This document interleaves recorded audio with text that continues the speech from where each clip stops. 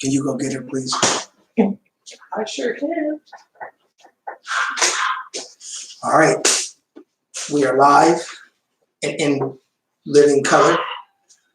What's up, Facebook Live family? You know, as we always, we're going to wait for a couple minutes because, you know, Tasha, we got about 10,000 people and it take them a long time to log in. So we're just going to wait on these 10,000 folks to show up. You know what I'm saying? We know we got one. We got one.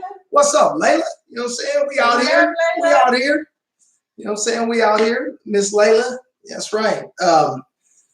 So for real though, you know, it's really cool to be here. And let me just, you know, Sister Tasha, I always say every week, I always got to let the bishop know, man, it's always a pleasure to have a chance to sit with you, man, and to hear your views, to have an opportunity to pontificate and talk about the issues of life, man. You are a blessing to me. I appreciate you, and I appreciate what you stand for, how you stand, all of that, brother. And I got an immense amount of love for you. So again, super happy to be here. And you know, all the same, man, all the same. We always pat each other on the back. Yeah. It's all the same. Yeah.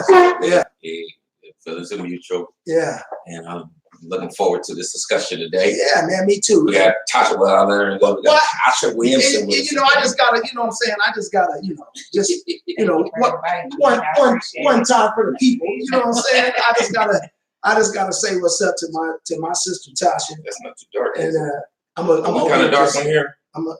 I ain't never been called dark, but I'll take it. You know what I'm saying? I'll take it. Lighting. I might be darker than the both. Hey, I ain't never been called dark, but I'll take it. We do need to do something about that. We're gonna take a praise break real quick, ladies and gentlemen. That's what we always do. We call it a praise break.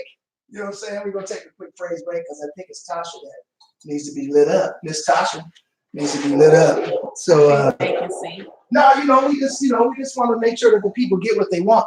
You know, we have a very fluid environment here. You know what I mean?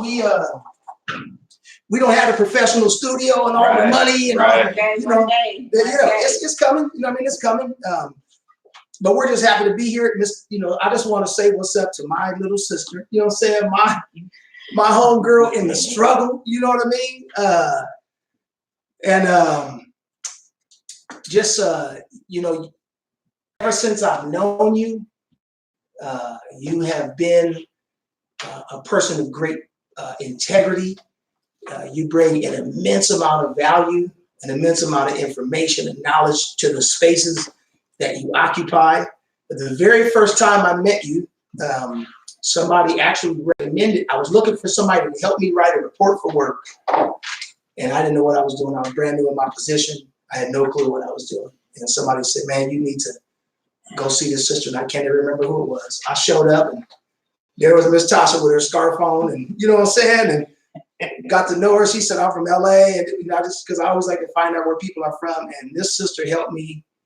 She has helped me write a detailed 15-page report for my job to help me to be able to convey what it is that I was trying to do and to help me lead with the organization that I'm in. And so that was my first meeting, and you have never not been there to help me personally. So I just want to say that I love you a whole lot. I appreciate you.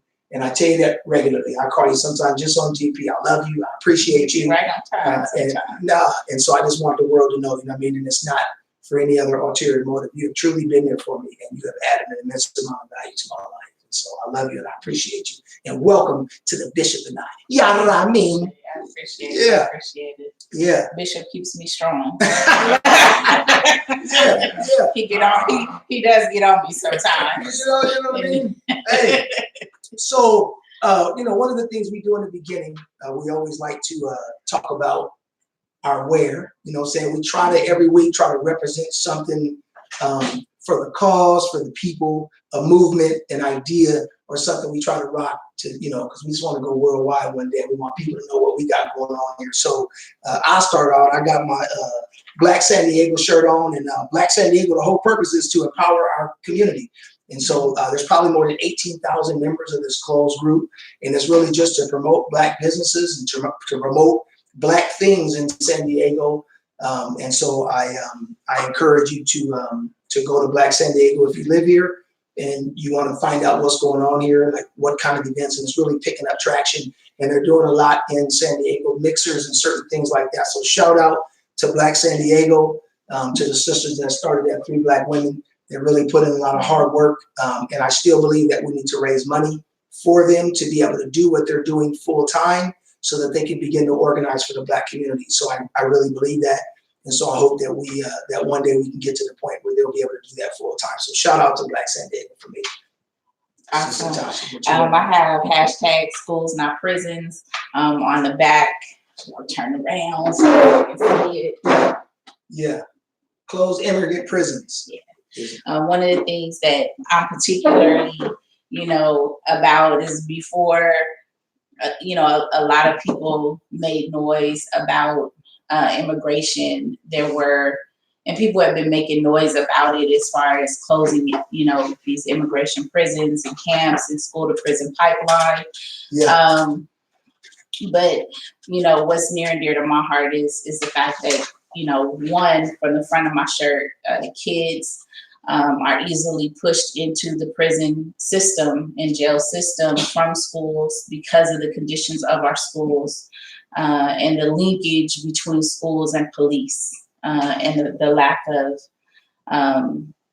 changing police policies. As Bishop Bowser constantly talks about procedures and training, equipment. He talks about all that stuff that is real and needs to happen.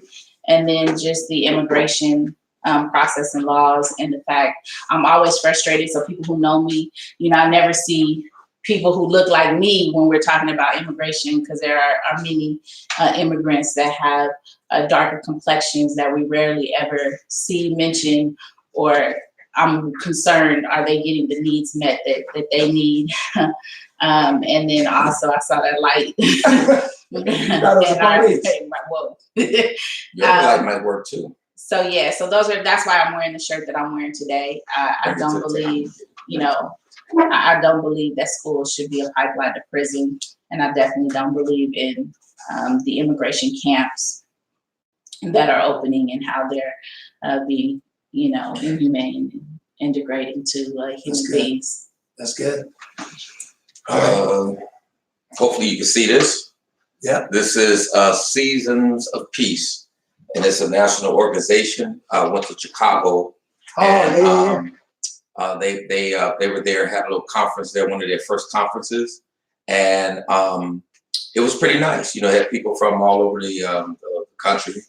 Places like Chicago, other places like Kentucky, Louisville, I think Louisville, Kentucky, Oakland, different places where you have different type of works that are going on and dealing with what we do with CAS.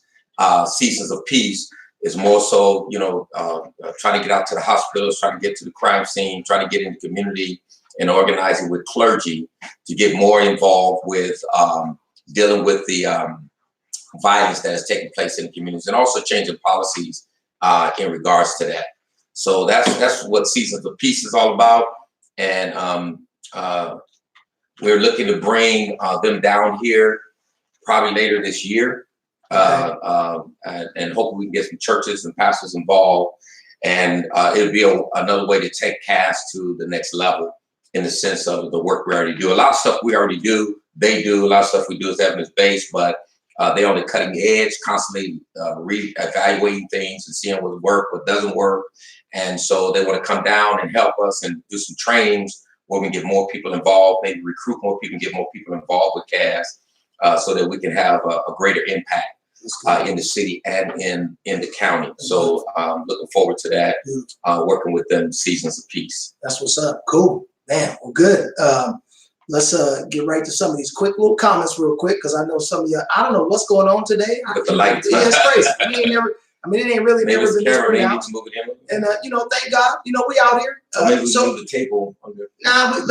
we rock with it because Just be patient. well, one of the things we know when we do this work, whatever this work means to whoever's doing a work, is that you gotta do what you can do with what you got. Exactly. And so one of the things that we need to begin to see as people who are doing things in the community, trying to organize and making things happen, when we see needs, if you have an ability to meet that. So if you're somebody that has lights or some other thing that you see that we need, we just say, hey, let us get that.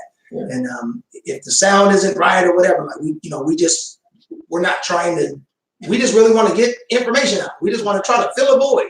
You know what I mean? And so that's what we're doing. So if you see something that's not right, we not opposed to. You can hear us. Yeah, we're not opposed to being criticized or any of that type of stuff. You know what I mean? So don't want them to hear the message. Yeah, the picture. Absolutely. So tweet, share, tag somebody and share it and get the message out so they can chime on in here. Yeah, and Layla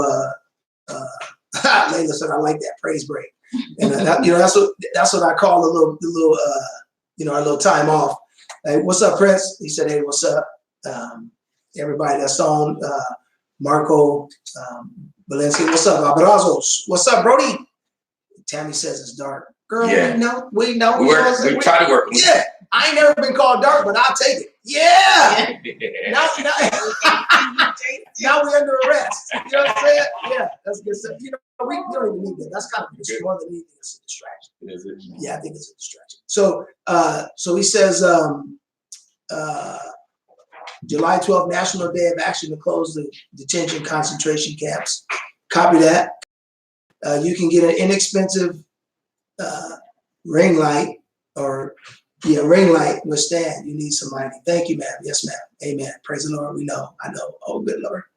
We need some lighting. Yes, we do. So where the clergy at, Bishop? He is the clergy. She said, where the clergy at, Bishop? Oh, well, that's one of the things we want to try to do is organize more clergy, get more clergy involved other than the 4 or 5 clergy that we have with CAS. I think we have 4 or 5, something like that.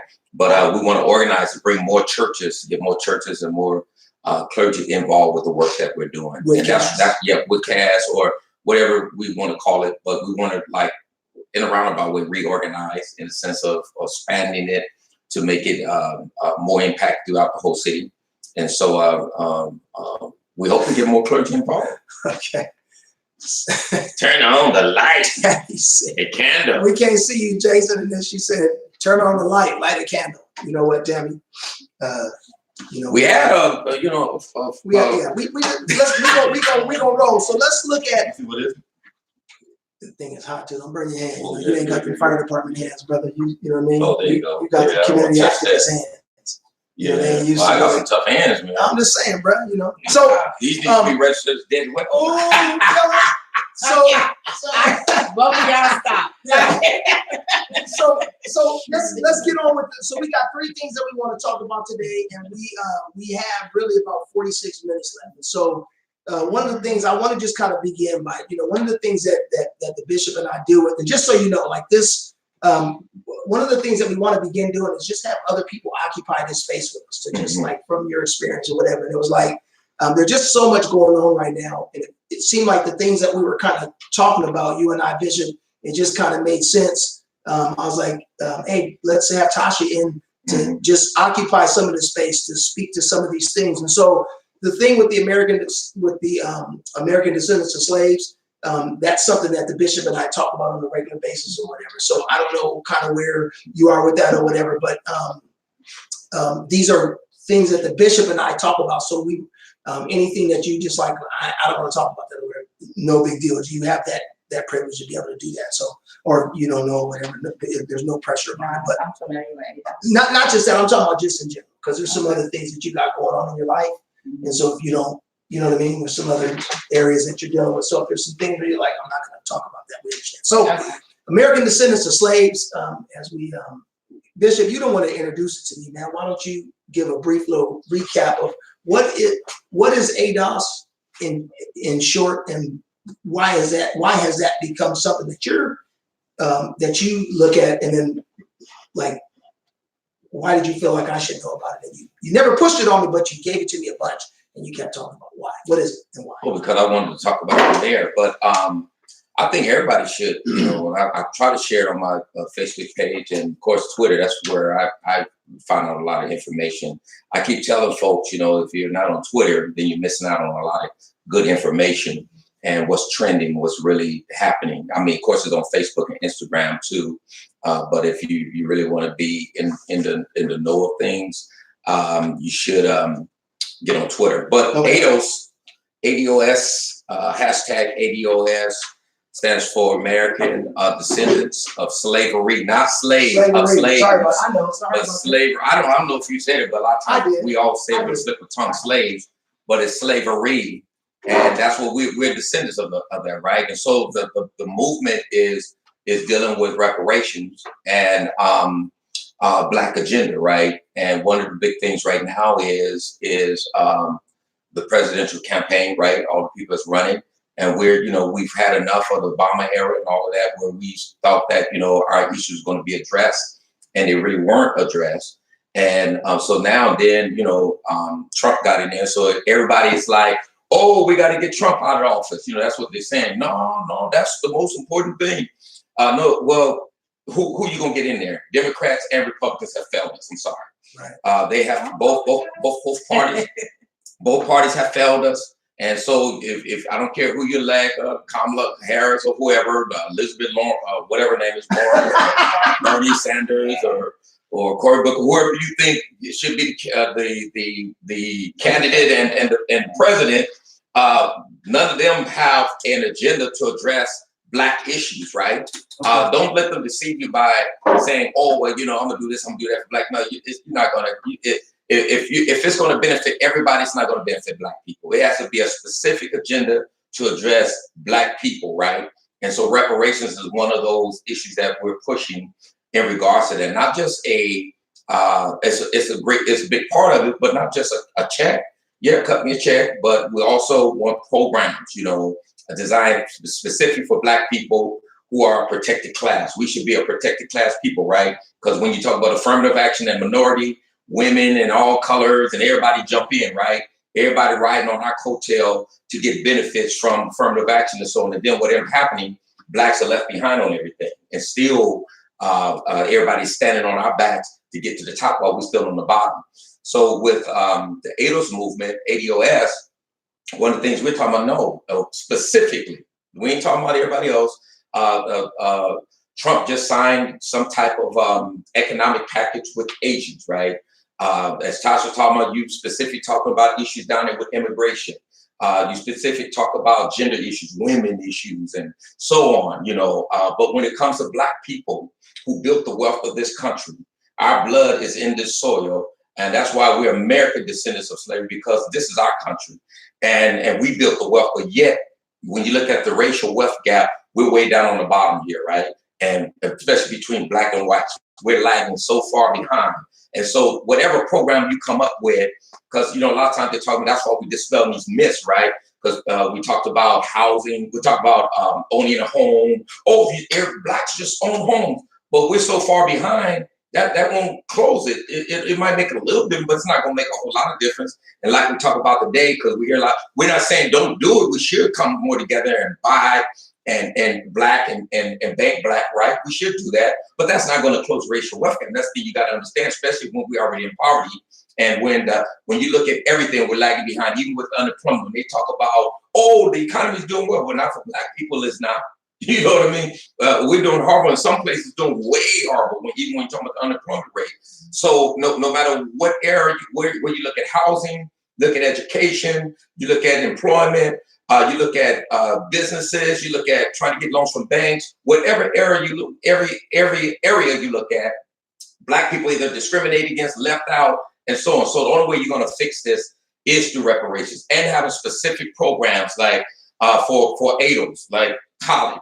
ADOS, there should be a special program where we, as American descendants of slavery, get a free education, right?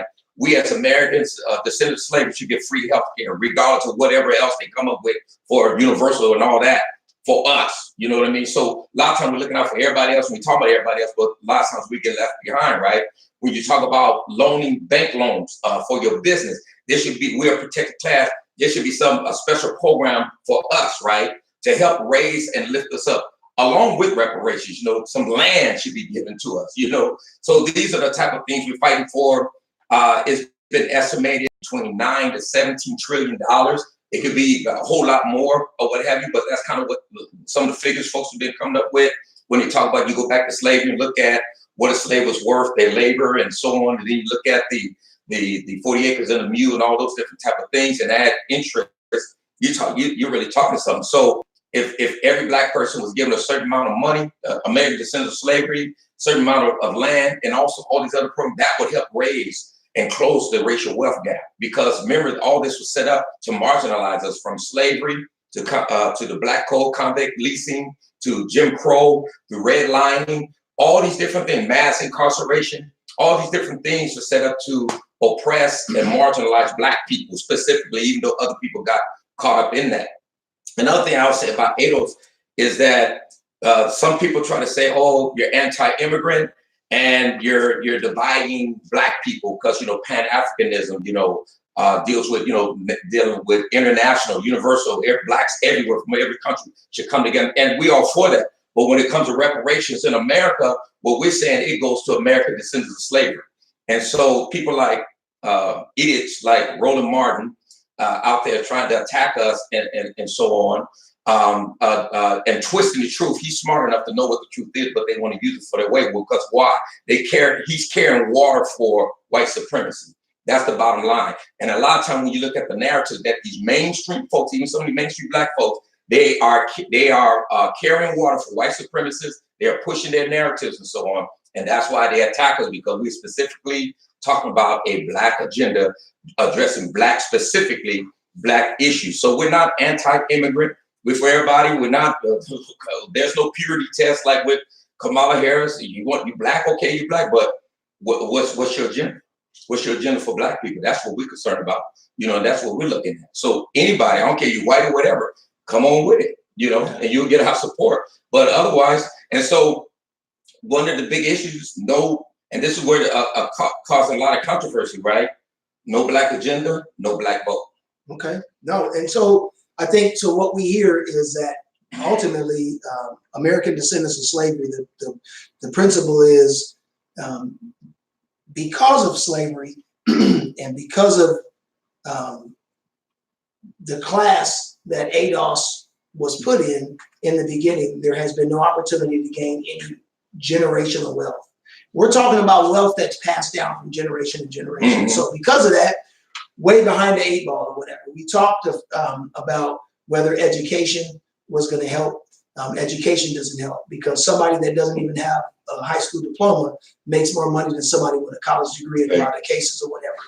The median income for a white person with a college education, without a college education, makes more money than somebody with a college degree in a lot of cases when we look at the median. So when we just look overall, the truth is that the American descendants of slavery just do not have the opportunities for growth the same way that white Americans do, and that's ridiculous. And we need to address that specifically. So one of the things that we've endeavored to do in this particular time is we want to focus on Black issues. We want to really look at things that really affect us. Mm-hmm. And just for the sake of time, let's pick up the third principle of ADOS next week. Let's look at number 3 next week, and let's focus more on the second, or the number 2 and number 3. Mm-hmm. What does Black unity look like? Mm-hmm. And then we want to look at the problem with policing, because I really want to give Tasha, and I really want to hear Tasha's heart in a lot of these issues or whatever. So Tasha, just like when you hear Black unity, what does Black unity mean to Tasha Williamson? What does that mean to you in any way? Does it matter? Does it not? Have you thought about it? Do you not? Whatever what does that mean to you when you hear that? To me, it's like family. Mm-hmm. So when we talk about Black unity, that people who look like us aren't strangers to us. They're not unique to us, but we treat them like family. And sometimes in family, you have disagreements. Right? Amen. No, we don't.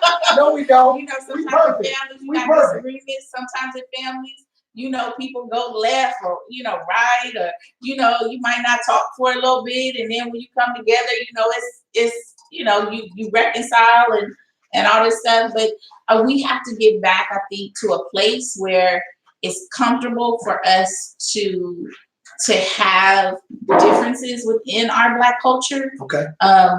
But to have that acceptance of our differences. I think that what happens and where divides come in is because, and I'm just using an example, I gotta be like Bishop, or Bishop is upset and don't want to deal with me. Right. Or if I'm too close to Jason, this Black person is upset because, it doesn't feel fair.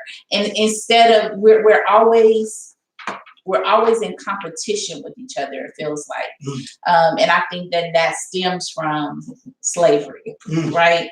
Because slavery, there was competition, and people don't want to actually talk about that. But when you talk about it, like when people who lived in the house felt like that was a good job. Why y'all look at me when you say that?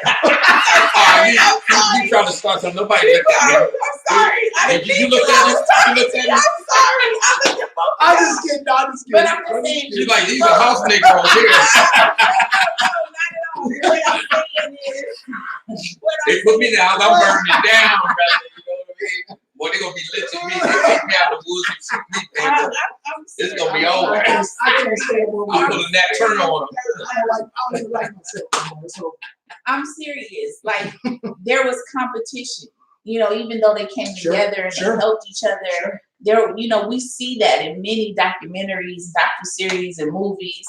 The competition that was made, and kind of, to me, it felt forced as a mode of survival. We still live with that competition as a mode of survival, and I think that trying to reconcile with and having, one of the things I talked to Armand King about is like the systems will have Black groups and Black people competing against each other, and then we don't like you, but we all doing the same great work.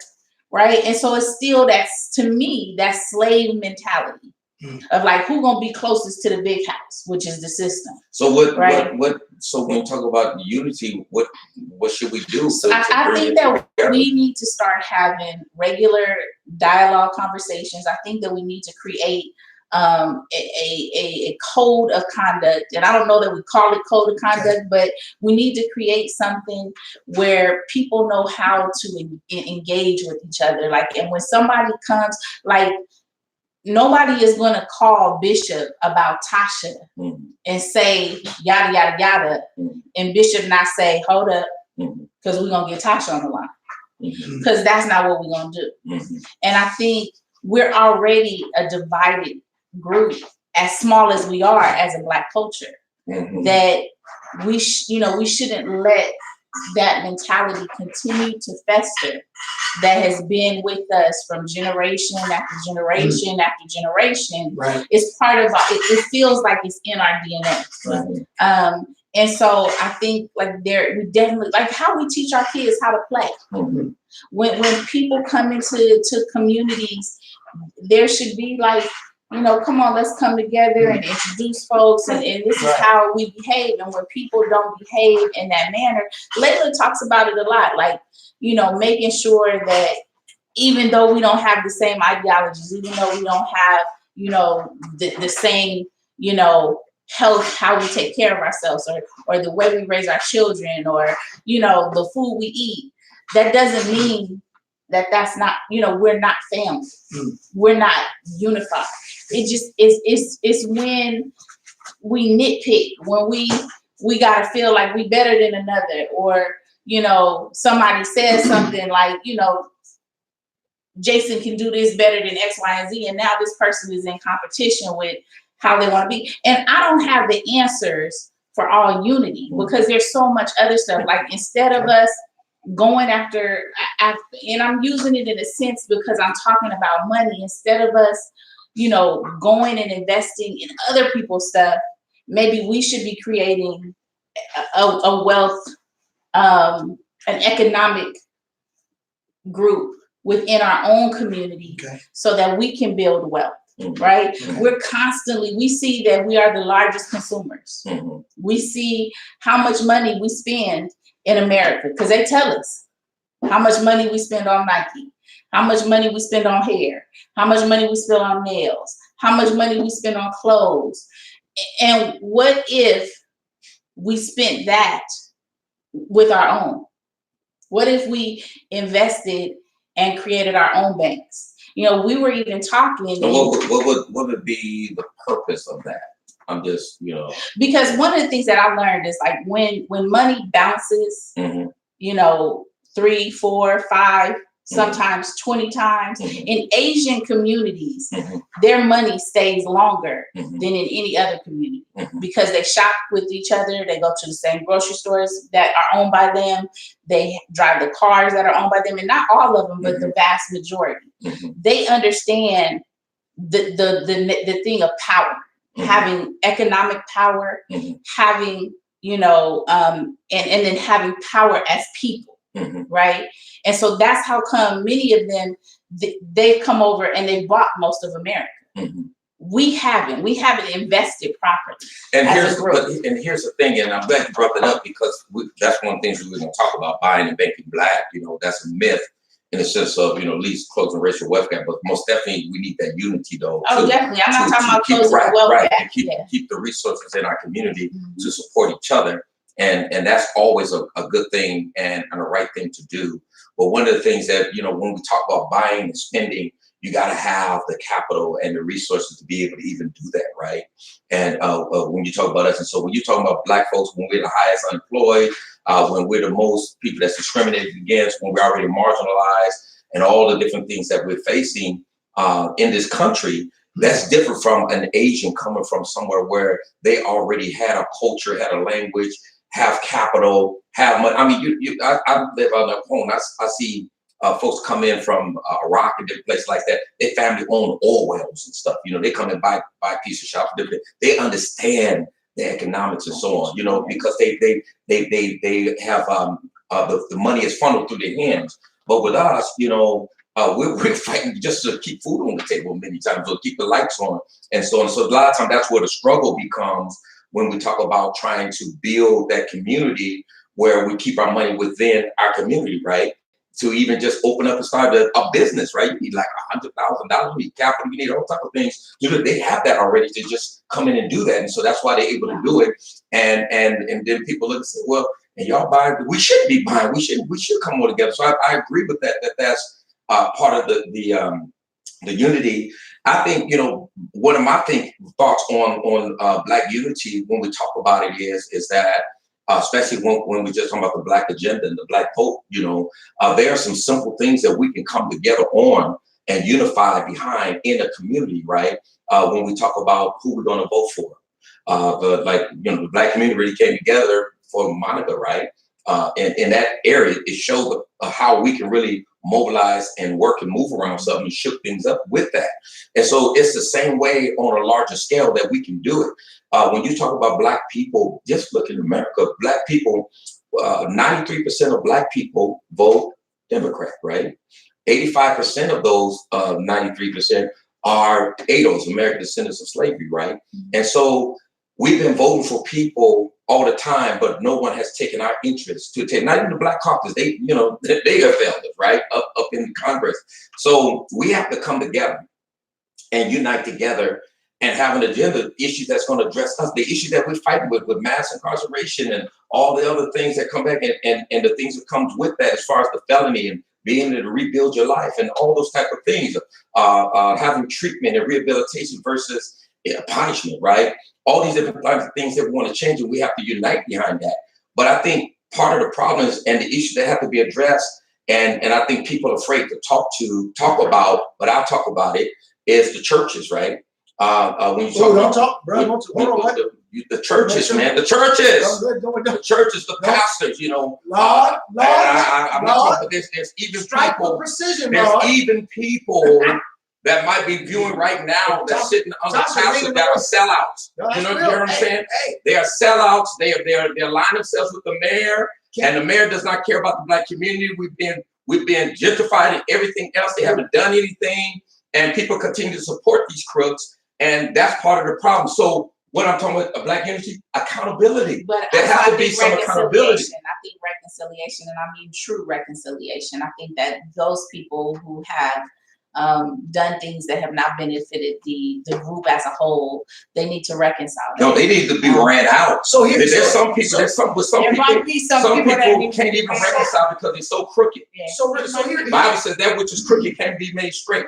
And so there's some things, some folks just need to be run out or not supported, right? I'm gonna concede to agree so with you. so here, so let me so let's go down that road for a second here, because I think it's important, and we're talking about Black unity, and anything that would sow discord, in that would disrupt our unity is something that we want to be out. So I want to hit two things, if you will.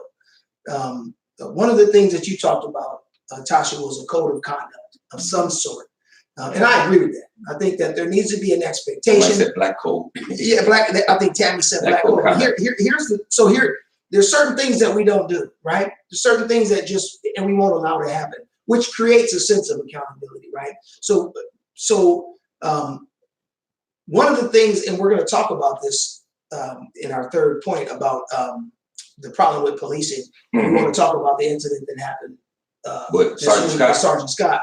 And so I don't want to get on there right now, because I want to just hit this thing real quick, and I want to hear what you both have to say. But with the way that we deal with people in our community, I think it's important that we have to take responsibility for the people that represent us and our community. We cannot turn over the reins for other people to discipline folks in our community per se, without us having to say. It's not okay. It doesn't happen anywhere else, and we need to not do that. We need to be careful with that. So that's Black unity. Yes, yeah, and so I think that part of it is taking responsibility for the things that happen. With that being said, I think you talked about Black pastors, which I think traditionally, what you've seen traditionally is that pastors have sort of held the keys to like kind of what happens. I mean, if you look at like from civil rights and stuff, like the churches were the vehicle that pushed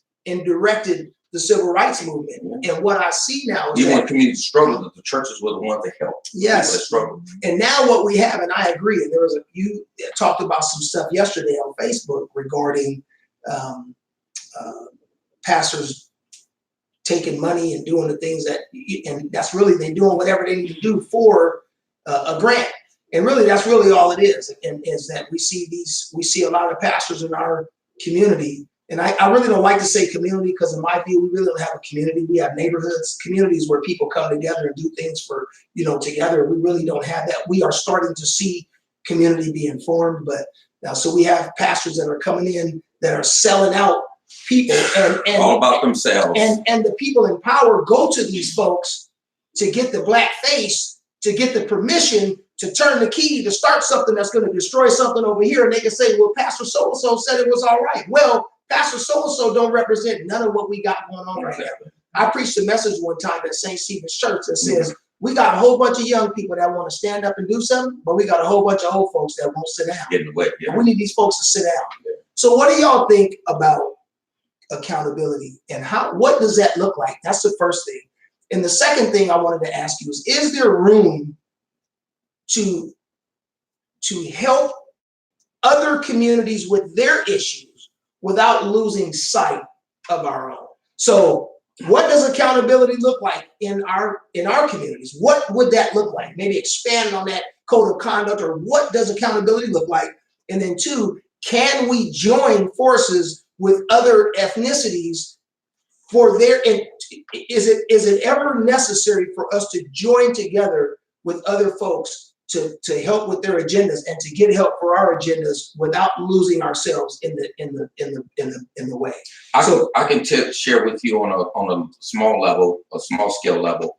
We only got 21 minutes. What accountability look like from my own experience, right? A couple years ago, I wrote an article about Black pastors being with the mayor and so on. Yeah. It was scathing article about them. But they called me on the carpet, right?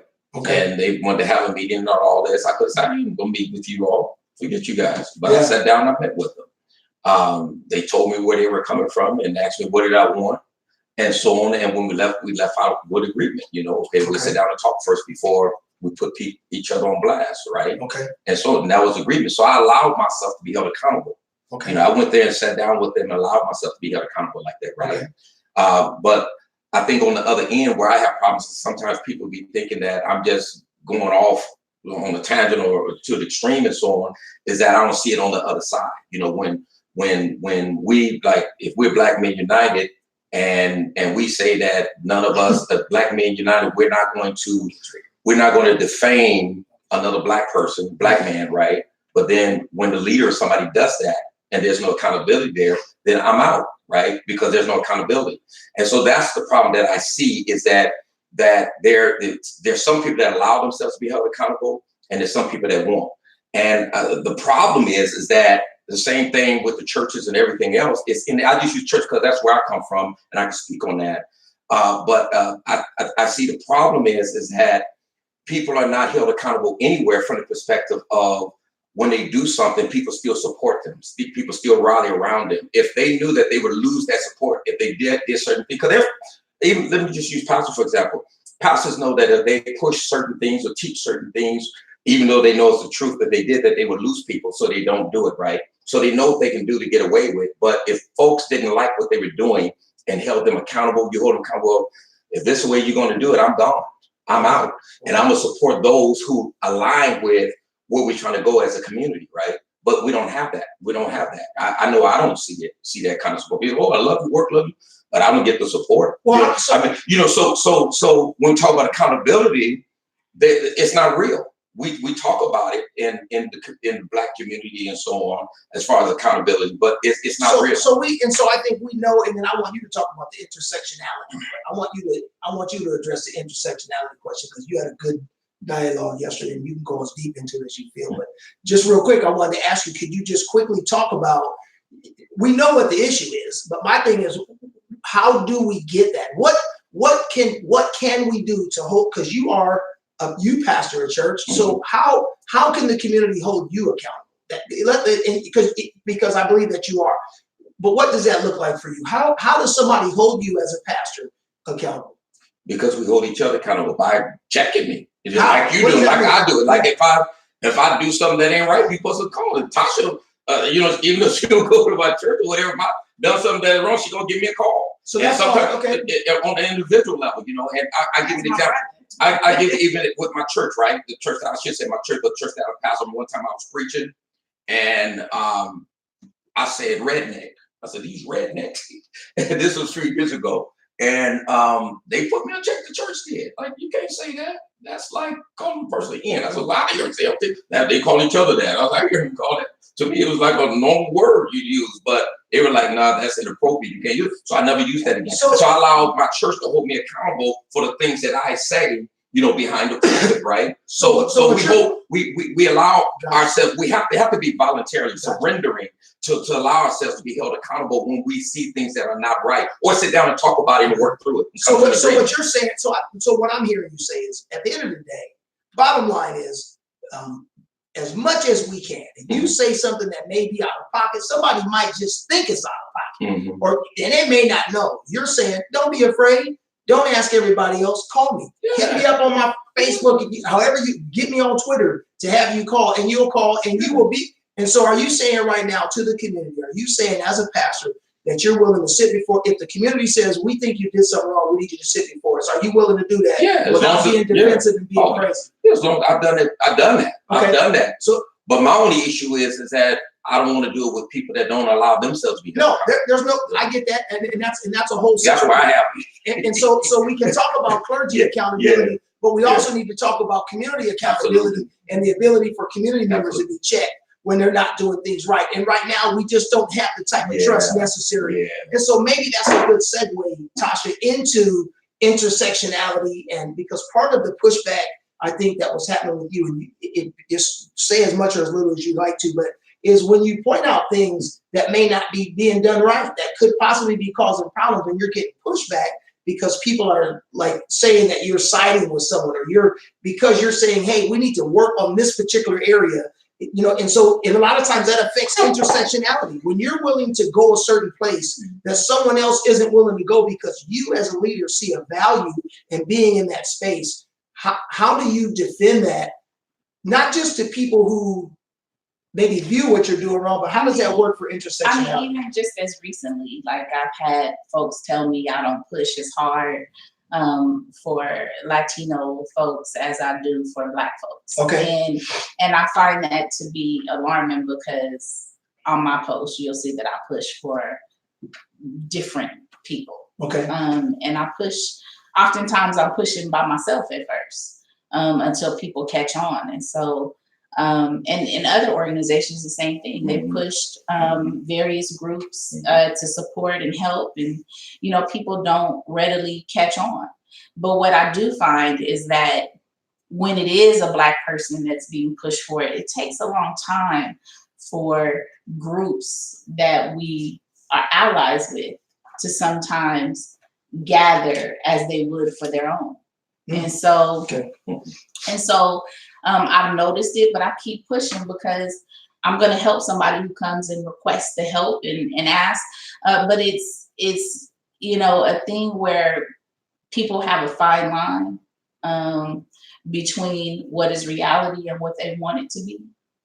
And so for me, I feel like Black people are not as supported to me. When things happen. When we look across the nation now, we see a lot of different people come into rallies and support things.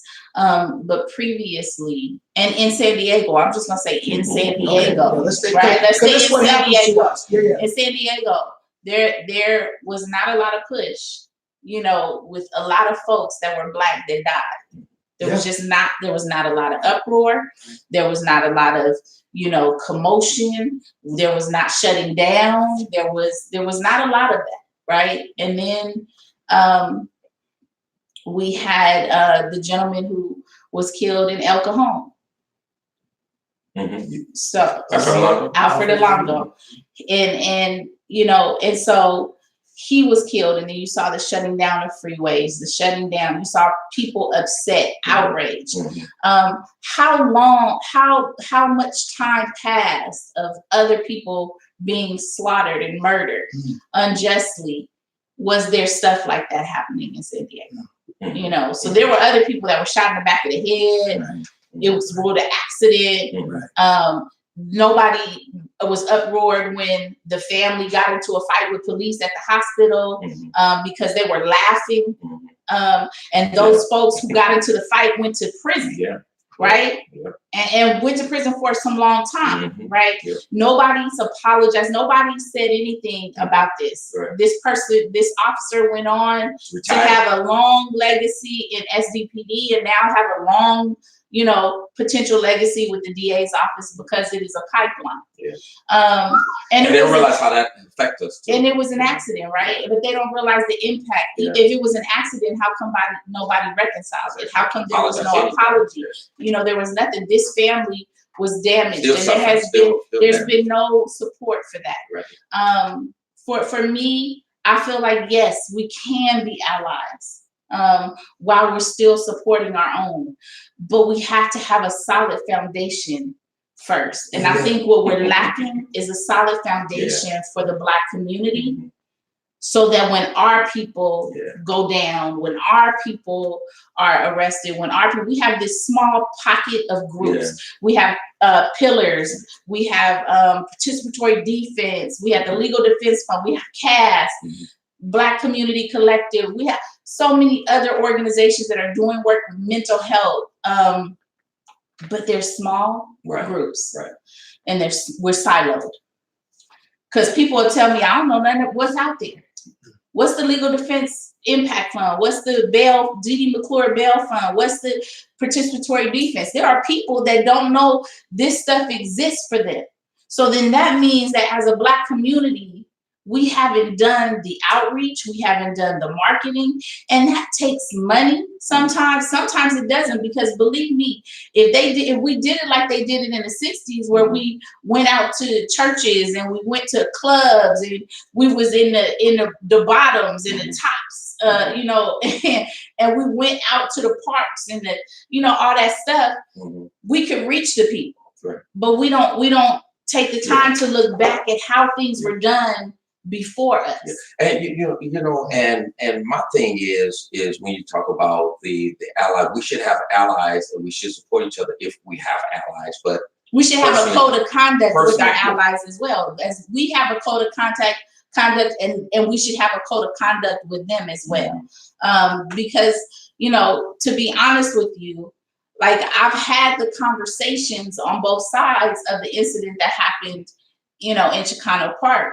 And I honestly, you know, my heart goes out to Eddie and Georgina, and because this system is hella vicious.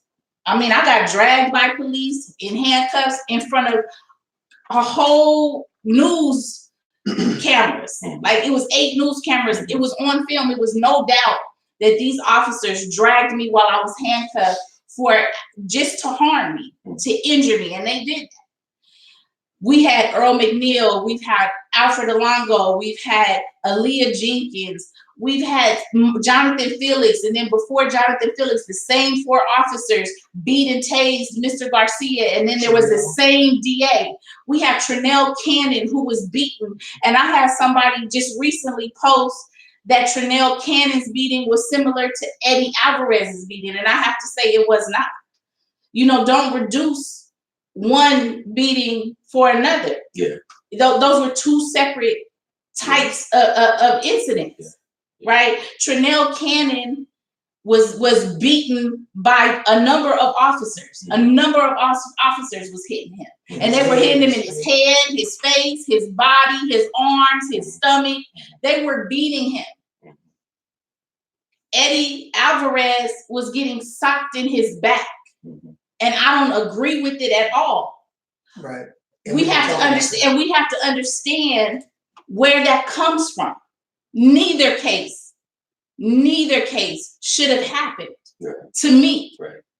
But when you allow the training of these officers to allow this, and when you allow a policy to stay in place within that police department, they will never be charged.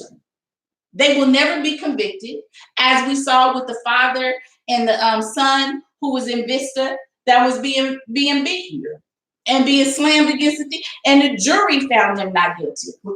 Before we, I want to transition into that. That goes into our last point, the problem with policing, and I want to talk about that, because that's one of the main things that sort of happened this weekend or whatever, with the conversation that you were in, and I want you to talk about that because I think it's important. But I just want to highlight, before we move on to that, the whole idea of intersectionality or working with allies. One of the things that you said that I think is important, I think we should explore, and I just wanted to point this out, and it's something that struck me. You talked about a foundation, and before we really can do anything, before we can offer our services like we've been doing, we actually need to have a foundation. And before we have a foundation, we need to have resources. We need to, so we need to get focused. We need to have laser focus on what's going on in the Black community. Let me say this though, because in the Black community, we're in survival mode. So we have to create things as we go, because there's so much happening to us. So we can't just stop. We've got to come together, because we can't stop responding to homicides. I can't stop. I just went to one yesterday. So it's like, we can't stop the work that we're doing to create something. We have to figure out ways to have meetings, constructive meetings, where we actually talk about what we're supposed to talk about and don't deviate. So you're saying we really, like, we're in a position now where we have to build the plane while we're flying it. Really, it's kind of weird. So I mean, that's where we are. We gotta the house is already built. We gotta shore it up, right? We gotta go back deep in and make sure we got these bolts in the foundation so it won't shift. Well, one of the things I was thinking about, and we're going to go a little bit over today because, I think people will be okay. They Somebody gotta stay on track. So Mr. Moderator, you know, And I'm usually not the one. So yeah, you know what I'm saying? I know people on track. I know. He did it every week. Yeah, I'm like, hey, brother, come on now. But one of the things I thought about that I think we need to explore is we need to have, like, you talked about church visits, like the way they did it before, and I'm like, man, we need to have a team that like specifically goes to these places. And I think a lot of it is like the young people in the summertime and using them. I don't know what that looks like, but to go to these different organizations to talk about the needs and to try to garner some support in some way to be able to do that, right? And here's one of the things that happened, and then let's go into the problem with policing. I wanted to actually have a meeting with Sergeant Art Scott yesterday.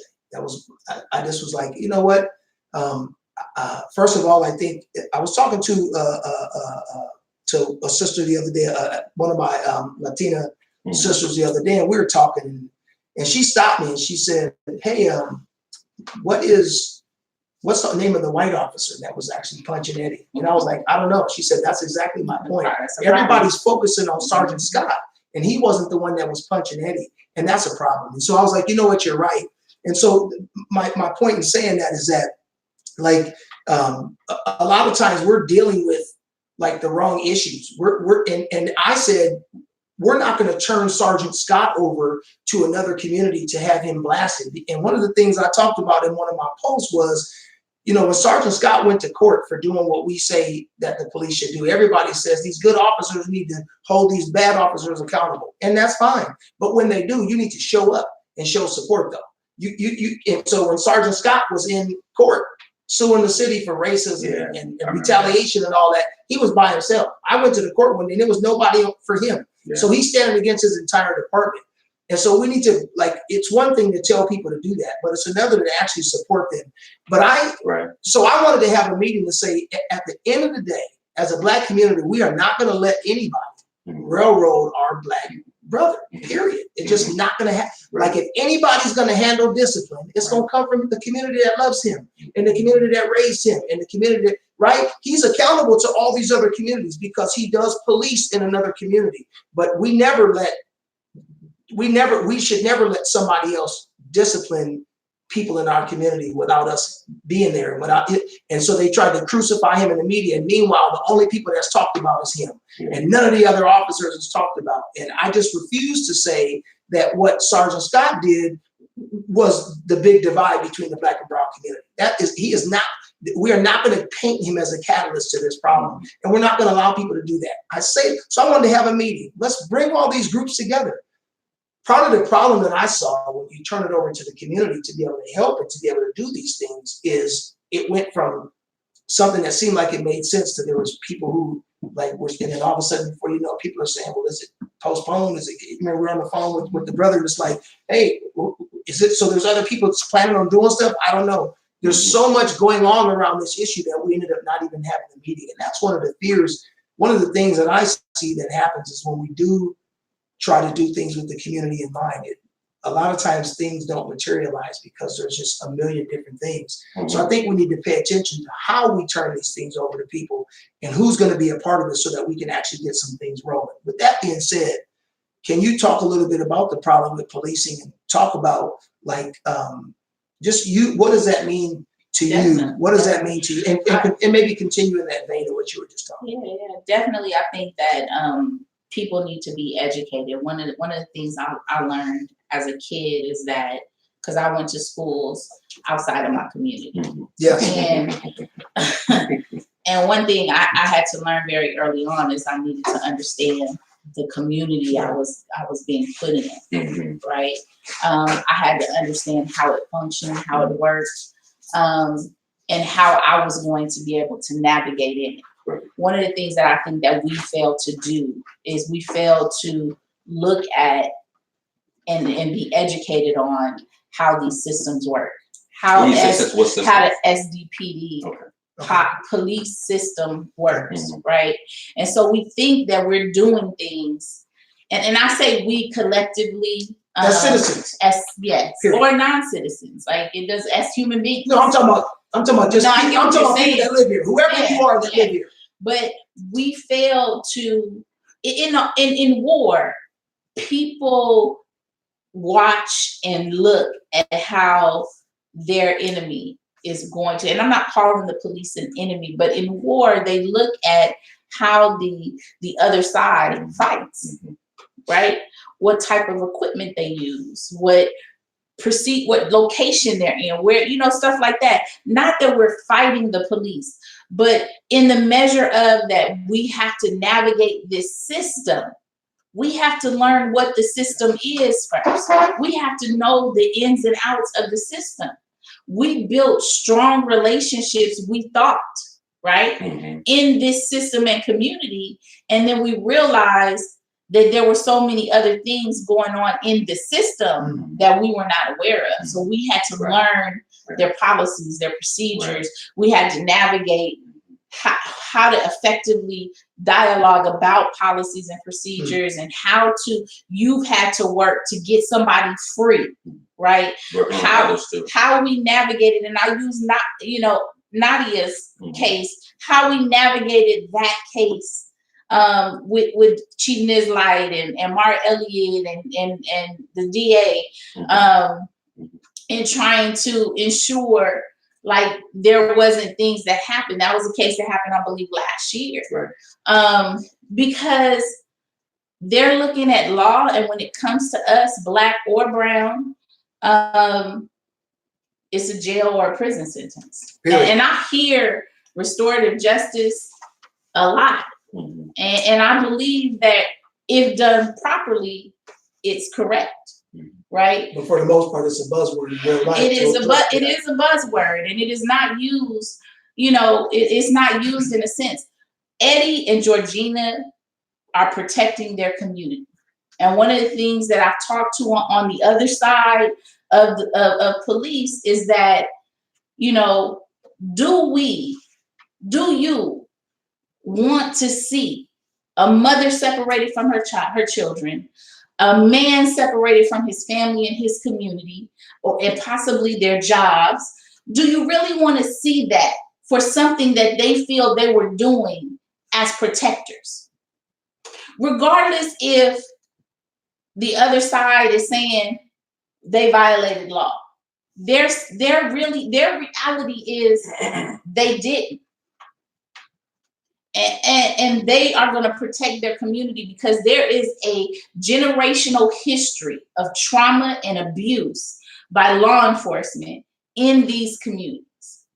And I just don't believe that when we have Black or brown people who are protecting our communities in that sense, that there should be a prison and jail sentence behind it. I just don't believe. I just don't believe. Well, no, I my experience says something different. And let me just say for the people, like, we are going to keep it 100. And we may not be able to get to every little piece of this. Some of y'all may disagree, and that is perfect. This is what conversation is all about.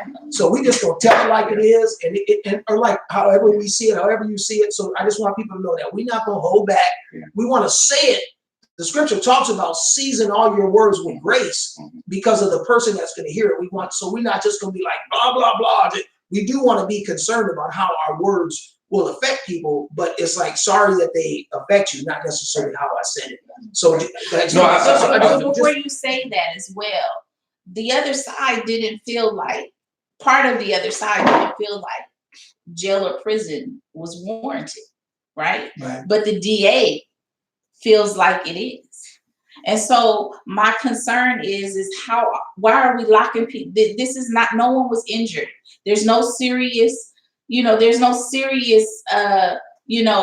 from what I understand, like there's no serious threat of any kind. Like, how come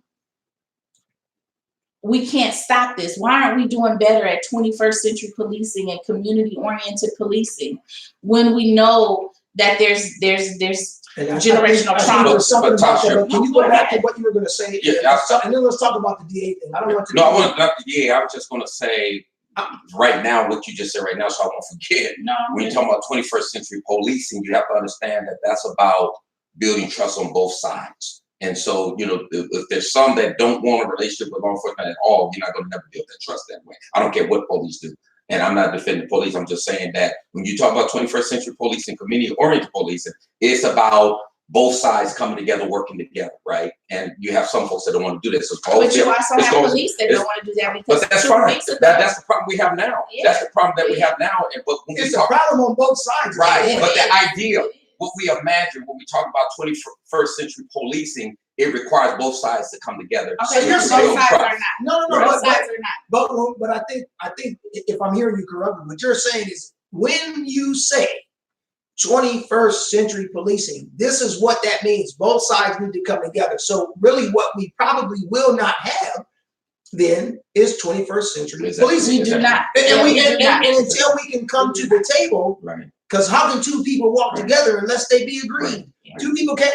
You know what I mean? And so we need to talk about that dynamic. But you were my other thing is and then I want to circle back to this DA thing. On an individual, you know, as a black man growing up, I had issues with everybody. You know, other than my family that I was a part of. Yeah. And we had issues, but we worked out because we was family. But you know, when you talk about black and brown and probably the majority is Mexicans, but others from Latinos from other countries and different things like that, and you talk about the community that I grew up around this. Mm-hmm. And I've been in race. The only race riots that I've been in was with Latinos or Latinx, whatever term you want to use, Mexicans or whatever. Those are race riots, right? Not with whites or any of it's been with that. So there's always been. Do you think that was proximity? Yeah, because most definitely. West Coast is right there. But when we talk about black and brown, that's what I'm talking. When you talk about generational, we talk about black and brown. My experience, you know, when you talk about Chicano Park, when I was coming up, you couldn't walk by Chicano Park on Sunday. Right. Without, if you get jumped on and get killed for walking by. Nobody's there to protect us or keep us. We have to protect ourselves. Oh. Every day when we walk the streets, 3 or 4 of us, 15 of them with chains and knives and everything else. The only thing that kept them at bay, that finally neutralized things, was pulling out guns and shooting. I'm just going to tell you the truth. That's what it was. And I grew up saying, now I got a good relationship with individual Mexicans and brown and whatever you want to call it. You're just speaking about the history of the problem. But what I'm telling you, and right now, if whoever come to me for help, I'll help them. Gotcha. You know, I don't care what race they are, because my motto is, I love everybody, but I'm moving with the movers. So, but the point is, when we talk about, I think that it's a false narrative when we say black and brown, and we speak of that as a coalition when it's not. Okay, and so with me, I love everybody, but I'm focused on the black issue and the black agenda, and that's where I am. That don't make me racist, make me hate anybody else. No, I help anybody. So don't come to me like my issue. Yes, when Trinell, he's black, I'm there for him. If somebody would have specifically, and whoever, Eddie would have specifically reached out to me, and I know him, I have a relationship, and know what kind of person he is, yeah, I most definitely would have did that on an individual level. But when people start saying, well, where are the black folks that was there for Trinell? Well, if you're talking about me, I'm at home or minding my business, doing what I've been doing. And I'm gonna continue to do that because that's not my issue. I'm not concerned about that. So that's not my issue. Where are the black people that were there for Trinell now that we have this issue over here in XYZ community? Is that what you're saying? Say that again. You're saying people from some other community are saying, where's all the black people that was with Trinell? How come you're not over here with our issue? No. This was the person from our community. That's it. Yeah. Oh, so this was. But there was others too, and that's why that was said. I'm sure, but then I mean, you also have to look. But I know, like you everywhere, and I'm there too. But when you come at me like that, then you put my back against the corner, against the wall, I should say. And so if you put my back against the wall, I'm gonna let you know exactly where I stand on issues. And so if you come at it from the perspective of a coalition, get out of here. But if you come at it from the perspective of individuals or whatever, because I have a good relationship with individuals, then that's fine. But there is, and I'm gonna say this until it is one, there is no real black and brown coalition. And we always say black and brown like it's a coalition, like we work together, and we're not. And so I'm focused on the black issue because that's who I am, and the people I'm around, that's who was impacted. And so that's what I'm working for. And let Brown, they work, they doing their thing, and hey, do your thing, more power to you. And if you need for something, and I can help, I'd be more than glad to do that. But this is where my focus is. Yeah, and I get it all the time, Bishop. So I understand, and and I respect where your focus is, right? So me and you have no issue with where your focus is. What I don't appreciate or don't want to have to, deal with at times is when people get on me because I'm not just about Black people. When people are disrespectful on my post because I don't walk the way they walk or talk the way they talk.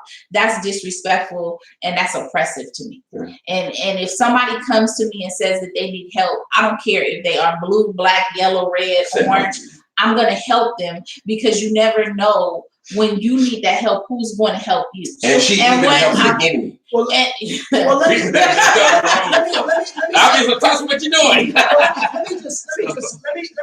me just say something real quick, because one of the things that I think is important when we look at the third principle of banking in American descendants of slavery and the myth that banking and buying Black will help to shrink the wealth gap. One of the problems that we see with Black banks, of which I am a member, just so the people know, you know what I'm saying? I'm a member of One United Bank, you know what I'm saying? This is a Black bank, Howard Bank, you know what I'm saying? I've been there a couple of years now.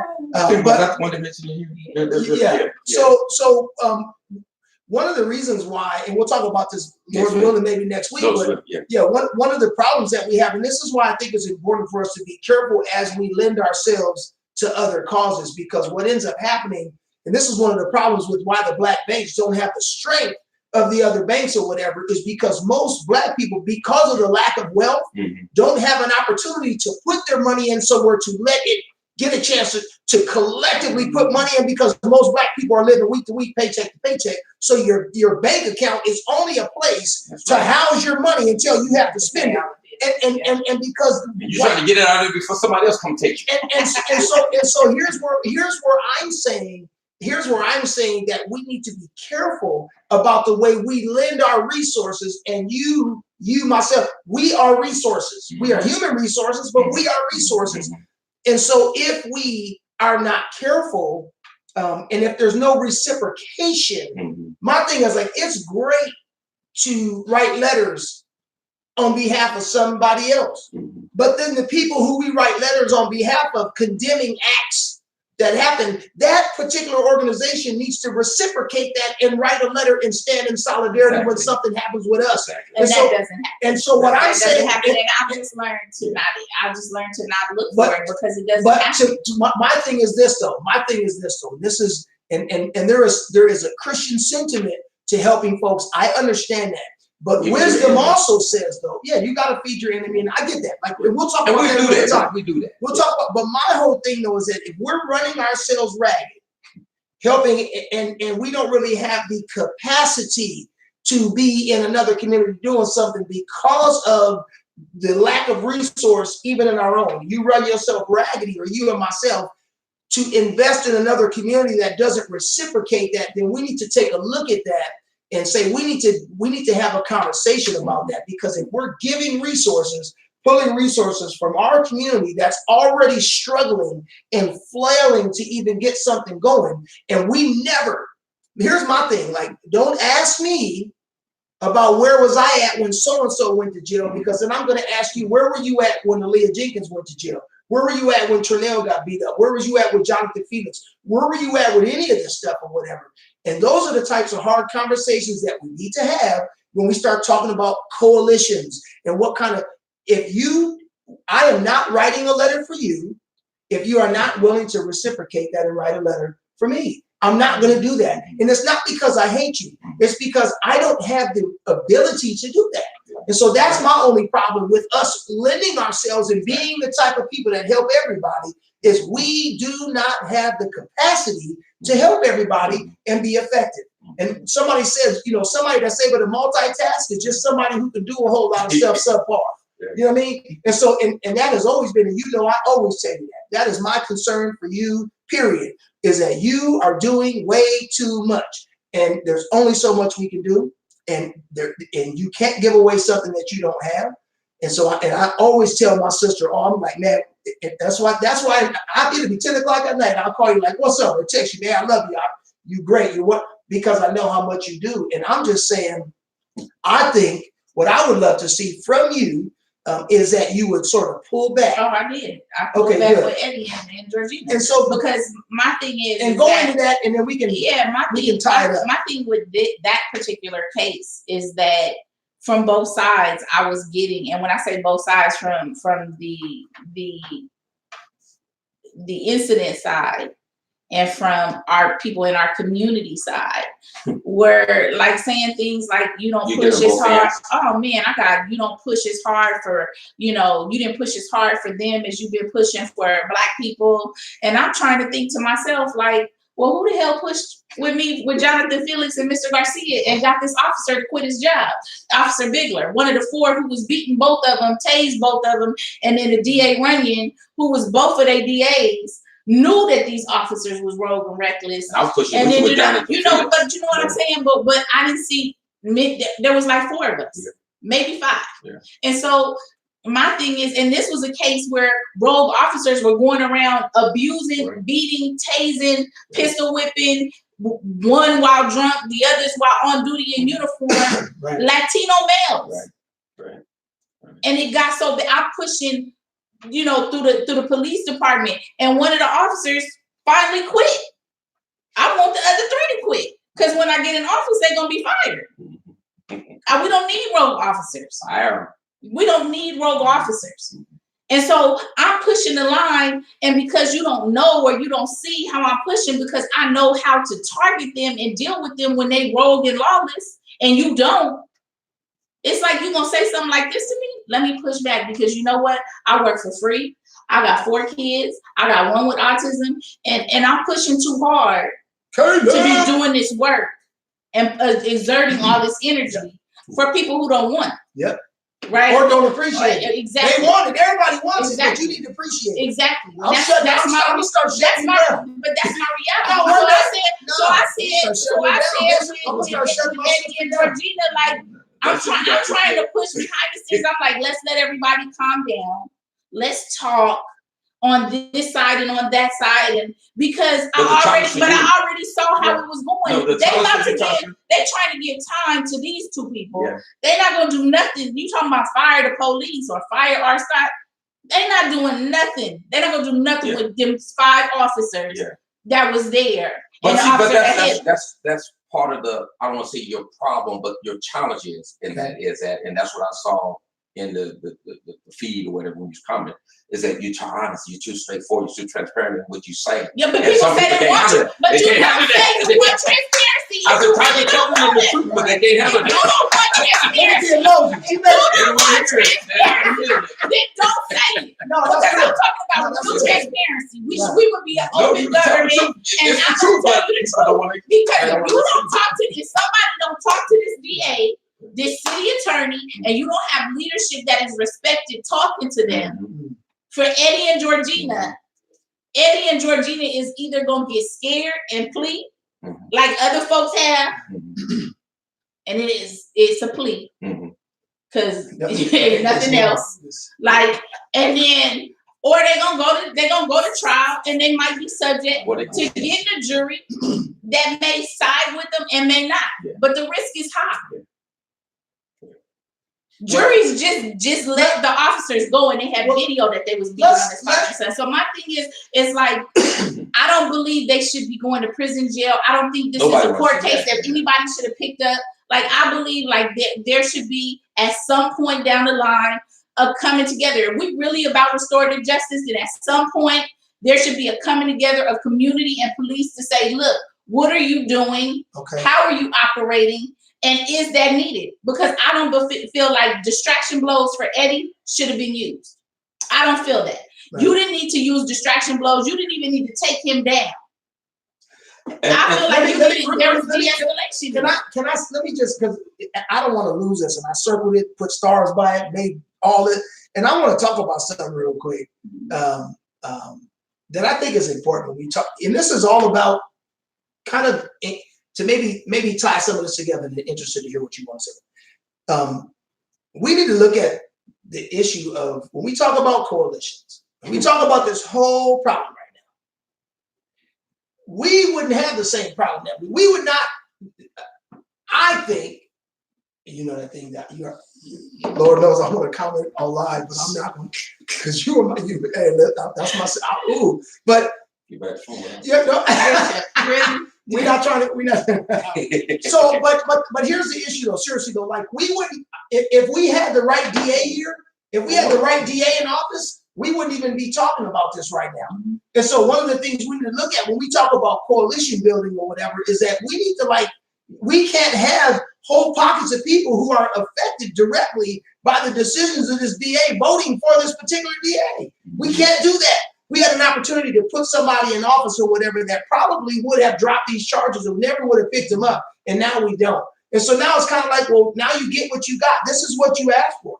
Well, I think that people, we need to understand too, is that not only, you know, when we look at whole groups of people, right. Not only did one group, you know, probably not vote for her because she was Black and a woman. I don't know. But our group also did not vote for her because they was trying to all be in the money. Oh, they wanted, and I'm not saying everybody, but I'm saying that there is some leadership, some elders who are, I guess the word is vanguards, and they is gonna be there. It's almost like the Supreme Court. Like they are going to be the ones whoever are we the leaders of the community until like they die. Like they don't know how to pass the baton. I don't even think they got a real baton. Right. Like I don't even think they know what an imaginary baton is.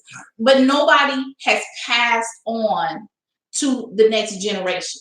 And really, to be honest, even in running and when we do this work, there's been no elders, excuse me, who left us a blueprint on how to operate, on how to move in our community, on how to deal with each other, on how to protect each other, on how to deal with other folks and allies and systems.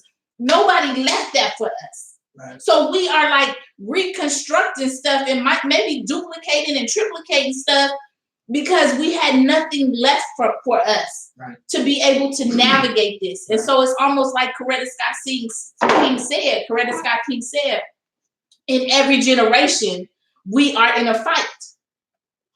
So in every generation, we are going to have to fight for our right to be free, to live, to be human beings, to have families, to just have the right to breathe air and be Black while walking and driving, you know, and at your job and at your university. Yeah. And that's unfair. Yeah. That was unfair for the people behind us, not to make us have a ability to be able to be a little bit better. Right. You know, and I totally agree. I think we see that. I think we see that in a lot of things, especially in our community. Like if you think about like culturally, like what do we really have that really, when you talk about like what is Black culture? Like, what does that even mean? Like, there's a million different things people can talk about. So I agree. So one of the things that I was talking to Mika about the, generation justice and these youngsters, and like just the kids, like people like that who are trying to be in a space to be able to have a voice. Like, where are the other young? But I think what has to happen with a lot, they have to be, for lack of a better way of saying it, they have to be Black conscious, or they have to be conscious of who they are as Black people in America. Right. Because you have to understand that on the right, you have white supremacy or the dominant narrative, but also on the left with progressive, you have, this is California, and we have one of the largest prison systems in the world. We got a lot of stuff we're trying to reform, and yes, in the prison system, but the things that we're trying to reform in the prison system, what triggered that reform is a lawsuit, not because of the kindness of anybody's heart here in California. And you have to understand that this is where the Strike 3 laws started. This is where a lot of stuff started, when you talk about gang documentation, all these different type of things started right here in California, where you so-called progressive, Democrat, liberals, and all of that, and so on. So you have it on both ends, where you have this dominant narrative and what we call this dominant society, which tries to push their agendas on us, their narratives on us, so that we can carry water for them. And so our young people, they gotta be conscious of who they are as Black people in America, to understand that we have a specific agenda there. Because what I see sometimes with our young people, they carrying water for white supremacists too, on the left, because you have it on both ends. You know, when you get and discuss a good way to figure out, like we talked about earlier, talk about reparations with folks. Well, Bishop, and you'll start seeing where people's mindset is. Everybody else, every other race of people, there's specific things that are addressed on their agenda for them. But then when it comes to Black people, nothing specifically is ever addressed for us. And a lot of times what end up happening is our young people end up carrying that stuff. Abortion rights or immigration or women's rights and LGBTQ rights, all these different people's rights. But then when it comes to Black people, oh, okay, well, we got to help everybody. Yeah, but Bishop Bowser, we sent our children. So let's just say, and I'm gonna say this: my parents, my grandparents, my great grandparents sent their children off to schools that didn't teach them nothing about themselves. Right. You know what I'm saying? So when we hold up this system, it's because we learned about this system. We learned about how great America is. We learned about racist education system. We learned about that, right? And so when we look at certain things, we were programmed to think differently when we see a white person being harmed than when we see a Black person or a Latino person being harmed. And I'm not saying across all. And let me just interject here. Let me just interject. Let me interject. Go ahead. I know Tasha. Oh, no, you do too. So go ahead. She right said, here we go, trying to interrupt me. I'm not going to let it go over it.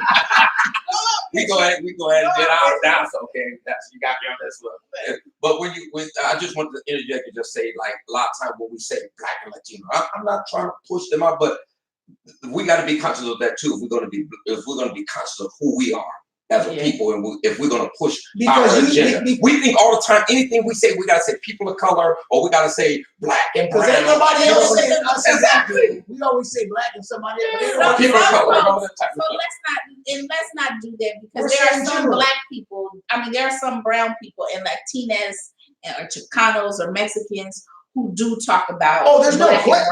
So it's not them as a whole.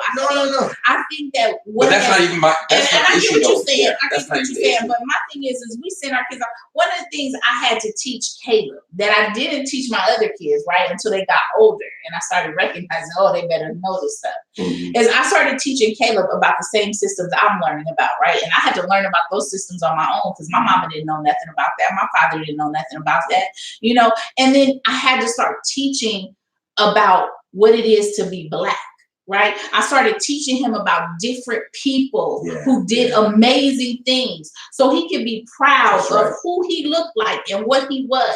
So that when somebody says something to him, he's not going to back down. He's not going to falter. Caleb doesn't have the same upbringing as my first three.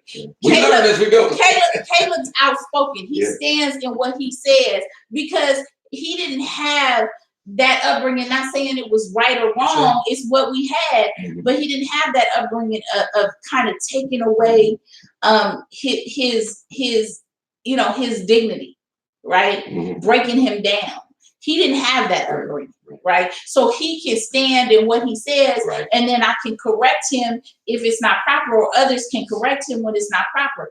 But if we're not teaching our children about their own history. My son came home and started talking about Columbus, and I told him to tell his teacher he better talk about the native people, the indigenous people that Columbus slaughtered.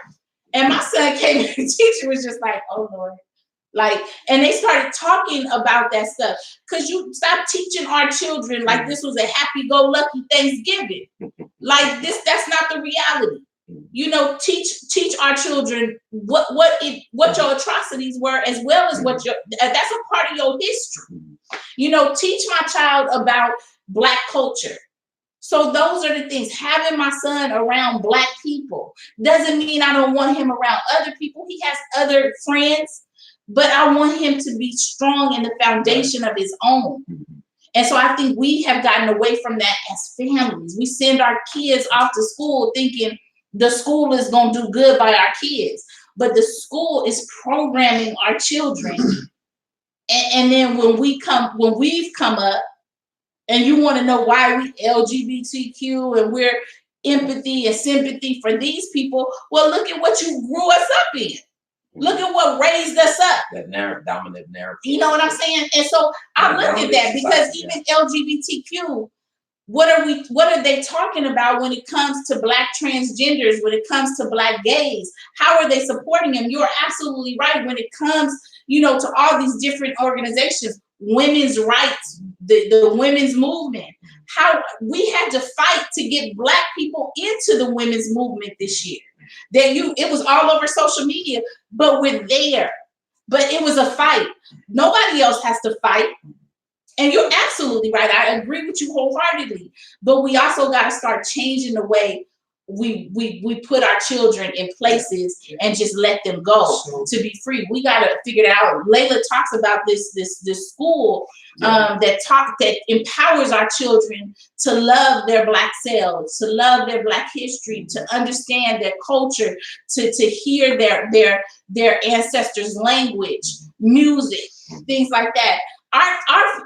We have been so dissected that we know nothing about that. Nobody that's a descendant of a slave who came from Africa speaks African. They don't even, half the time, they don't even know what part of Africa they came from. Right. Well, I think that's, again, we talked about that a little while ago, about culturally, like, what does that even look like? I think one of the things we got to do, we got to define what culture are we going to uphold? Like, what, Like, what does that even look like? What do we rally around? I think it's so vast. And there's so many things, and I think everybody interprets it a different way. So it's like, and so I think those are some of the things that we need to do. But the only way we're going to really be able to do that is if we focus, go right back to what you talked about. We talked about at the beginning. We need a foundation. In order for us to focus on Black issues, I think sometimes it means excluding us. It means to the exclusion of dealing with other people's stuff. And it's different when you're in a position of leadership, where your job is to be inclusive. And so but one of the things as a leader, no matter what, then your job as a leader is to make sure that there are systems that are promoting equity. Like that's the job of a leader. You know what I mean? And so I Can I say this? Yep, and then we got to wrap it up. Okay, because people talk about exclusionary. I don't want to talk about exclusionary, because when Jewish people meet, they meet. When brown berets and Latinas, Chicanos, Mexicans meet, they meet. When Blacks meet, we meet. It's a meeting. We all have our different groups where we build a foundation and we're dealing with the issues of that group, and that's what it is. And whenever it is time for us to come together as allies, then that's the time. But I don't think that we need to be worried about being separate when they're separate. They talk in separate groups, they have separate things, and they deal with how to improve their culture, how to improve their communities, their neighborhoods. They deal with folks who talk about hate stuff for them and whatever. And there is no communication between the two. It's no saying, the Jewish is over there, the Jewish people are over there, and they're talking and they're gathering, and that's exclusionary. Nobody says that, because it's not. It's them trying to build the Jewish community to make sure they're doing good. It's the brown berets or Chicano or Mexicans or Latinas trying to build and improve it. So now when it's us, don't come at us like that. I feel like I don't want to even use exclusionary, inclusionary. We need to build, and I'm unapologetic about it. And just as you build, and nobody says anything. See, and but that's what. So when I say, I'm talking about the act, not the perception. I'm talking about the act of exclusion. I'm talking about not the perception of it, because who cares about the perception of it? I'm talking about if we don't have the capacity to go outside of our community to help somebody else, we ain't going to do it. And we have to be willing to say we're not going to do it. We have to set up boundaries. We have to set up boundaries that first and foremost, our resources go to our communities, because ain't nobody else coming up. That's what I'm saying. I don't mean how people are going to perceive it. I'm talking about if we don't have the capacity, if you're on a particular, I'm just use you because you're sitting here right now, because you respond to incidents. This is what Bishop does too. But so say you go to an incident from 8 to 12 o'clock, and then somebody else calls in another community, and you got to go to this other. Sometimes you got to be like, I can't do it. I can't go from 12 to 4. I can't do it. I just can't. I mean, it's the same thing. Like when people say stuff to me, I kind of have to, Bishop, you told me I have to throw it over my shoulder and, don't worry about it. But like we just went to an incident where an inmate is involved. It was his homicide, right? Mm-hmm. And so, as everybody knows, that's Mexican mafia. I was, stay clear. You sure you want to do this? This is what I do. Mm-hmm. I'm gonna help. He's a victim. I'm gonna help him. I don't care where he came from. Mm-hmm. Like I got the call. I'm gonna come out. I came out, with people who look like them from their community, so that we had that commonality. But I'm gonna help whoever I want to help. Right? And it's me to set that boundary with the work that I do. But I think that when we are talking about being, yes, we need to hands down, we need to help our own people. And we need to make sure that we're building power and we're building strength and we're building wealth. We got to do that. So we need to be doing that immediately because we can't wait. The systems are not going to change fast enough. Mm-hmm. For us, we're going to constantly be in survival mode. I heard today, I don't know if people were watching, Black people are in a recession. Yeah. We are the only ones in the recession. But we ain't never talking about the economy. Yeah, but they talking about the economy is booming, but the Black population in the economy is in a recession. That's crazy to me. But nobody's trying to support us and support that. Yes, I think we need to meet. We need to figure that out. And again, these may not even be the first steps. There may be other people more versed in how to make this happen that organize, for a career and do things that have other input. And let me just say this in regards to the police problem. Yeah, because that's what I want to say before we close, because I think that's one thing supposed to be touching on when it comes to Sergeant Art Scott, and in regards to policing and all those type of things.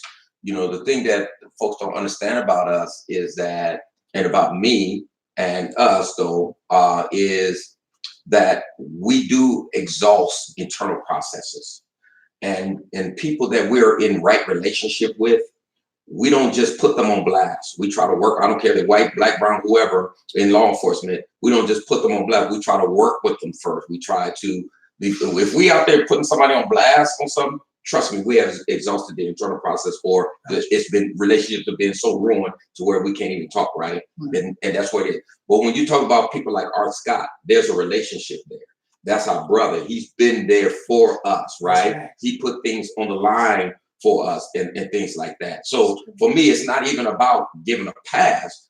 This is our brother, and I stand behind him. I'm not going to go against him just to show somebody something like, oh, well, you wouldn't even stand, but yeah, I sure did. But this brother right here, he was there, and so, and I say to some other folks too, because some people don't believe.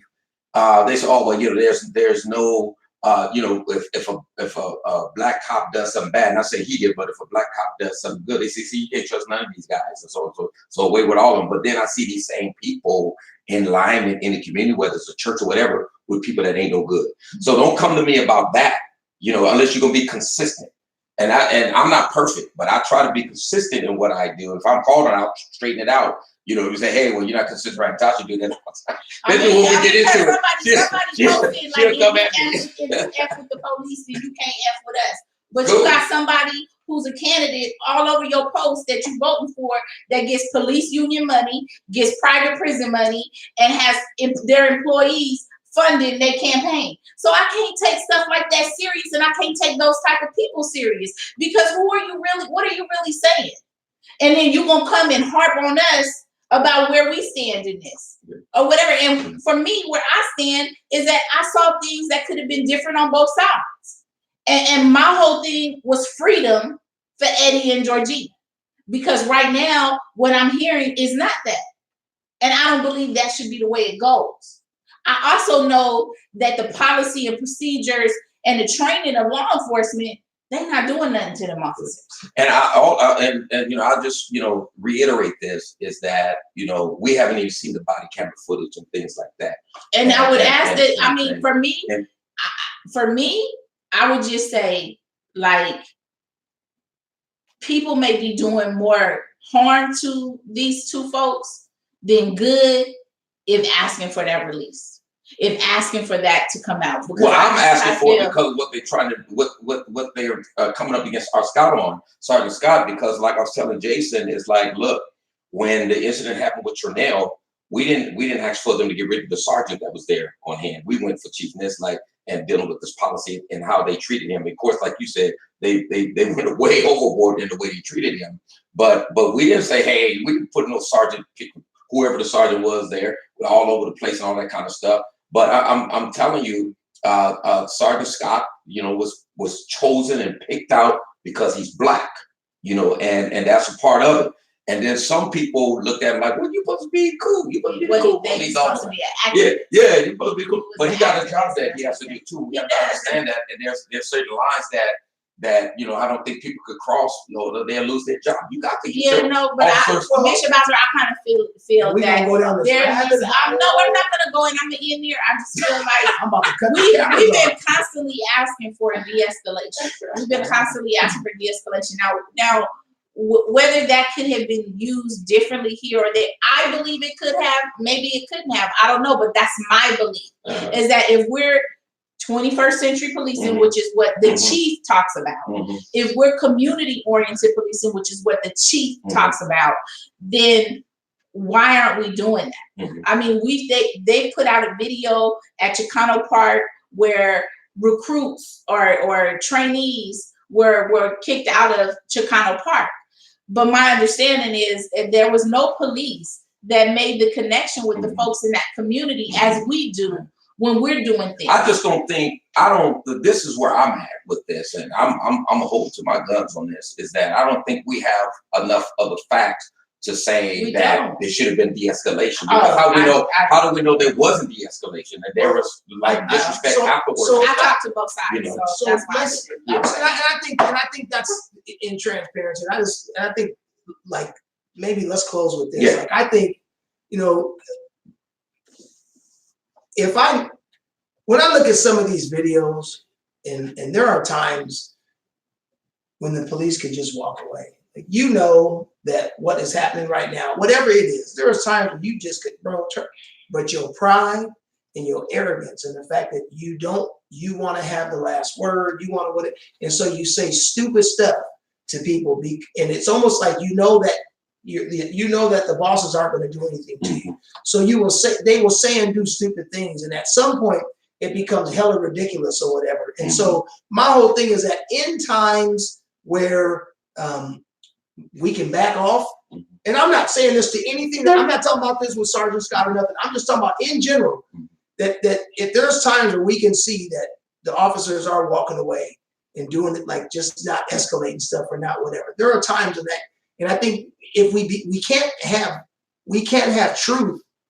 We're not going to be able to have trust if we don't have truth, and there's no accountability at the end of the day. And I think that's the bottom line, is that people just don't trust anything that's not accountable. And I think we need to remember that even when we're dealing with our own people, that if you're not going to be accountable and held, if you're not willing to be held accountable for the things that you say or do, or you're not, or me or anybody else, there's not going to be trust. And we need to quit acting like that's such a weird concept that we just don't understand. We do understand that. And you need to be held accountable. And police officers need to be made examples of by their superiors. They need to be held accountable. We shouldn't be, it shouldn't be a novelty when a police officer gets fired. There should be more police officers getting fired. There should be more police officers losing their lives and going to prison. There should be, losing their livelihood and going to prison, right? But it doesn't happen, and we know that it doesn't. And what happens is that people who don't, there's a biblical principle that when a man's punishment doesn't come swiftly, he continues in the things that he's doing, and it gets worse, right? They say that power corrupts, but absolute power corrupts absolutely. And so if you don't have accountability, it's terrible. And people that have guns and huge amounts of authority need to be accountable. But they have a chief that's not going to hold them accountable. And so as a community, as communities that are the most affected by this is where I say we need to talk about coalitions. We need to talk about, there are times where we need to intersect. And these are the times when it comes to like what we want. We are a government for the people, by the people, and of the people. And we need to remember that. And we tell you, and with 5.9% of the population in San Diego being Black, and 32% being Latino or Latino. That's a humongous disparity right there. Yeah. So I don't think that. But so let's just end with.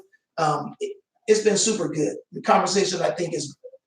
I think taking this extra time was important. We took 44 extra minutes, and so you know my blood pressure's a lot. Man, we didn't go far enough. We should go 2 hours. Nah, 2 hours. But still, people look, you got 34 comments. You know, I get it, and so I want to. You want to answer the comments for the last 15 minutes? I don't want to go another Don't 15 leave. minutes. You Yeah, good. we'll be here all day. So here, you want to? So Yeah, let's answer the so comment. We got it's- 15 minutes. Let's take it to y'all, the people. y'all know I'm only gonna listen to Tasha because she's my sister. You know, I'll be telling her to leave right now. So let's go. First of all, shout out to Tammy, Jackie. What's going on? Essie, what's up, Essie? And so we have Tammy says, if you want support, then you must show support. Consensus must be agreed upon, and no one should not be able to speak for the majority when you haven't checked with the community. Everybody's reality isn't the same. Yeah. I mean, I don't think there's nobody can speak for everybody. That's You right. know? And so I think, and I think that's part of in certain lines of work when you talk about chain of command. An effective chain of command is really 5 to 7 people. There's really a leader really can't lead more than 5 to 7 people. It's ineffective. You go 8, 9, it's just too much. And so we need to have, and that's why having breaking things down into different quadrants or whatever is really important when you're trying to talk about the masses. Can I say this though? What I learned with Earl McNeil is that what the police tactic was to take out the leader, and they thought that was me. And so what I think that we need to do is make sure that everybody, when we start to teach and build, is that everybody can become a leader.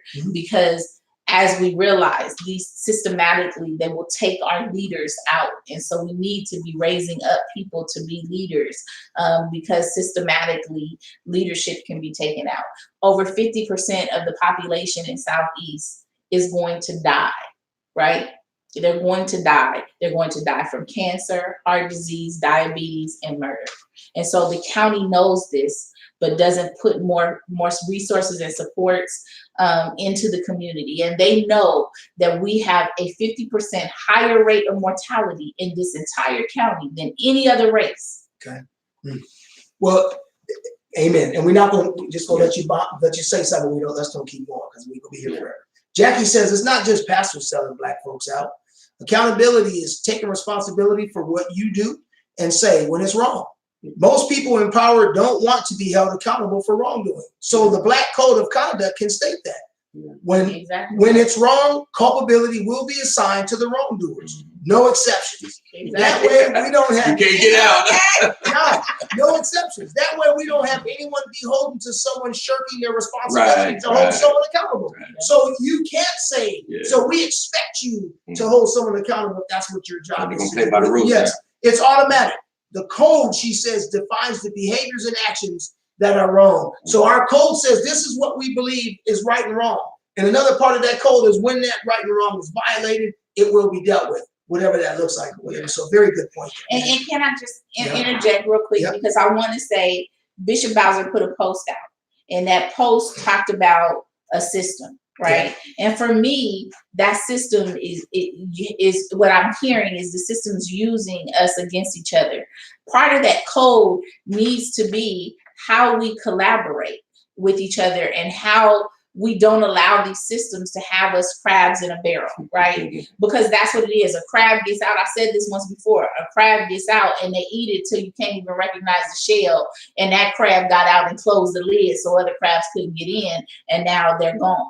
You know, and so those are things that we need to have in the code of conduct, and how to, and we need to have training on it, right? So we know what it looks like, we understand it and see it, so that when these things happen with systems and other folks, like we know what it looks like, and we can say, hey, we're gonna come together and we're gonna fight this because should be done this way, and this is how we want it done. We must never forget that in these systems, it's the people. And the people sit above all these systems. We've forgotten our power as a people, especially as a Black people. And we need to get back to that. All power to the people, period. There's no question. Show up or shut up, says Tammy. Show up or shut up, says April. She has that sad face, so I don't know if she was copying or saying it's sad that somebody said that. I'm not sure. Ain't nobody else showing up. These are facts, Tammy says. And April says, lot of critics and not enough foot to pavement soldiers. You know what I mean? And so that's true.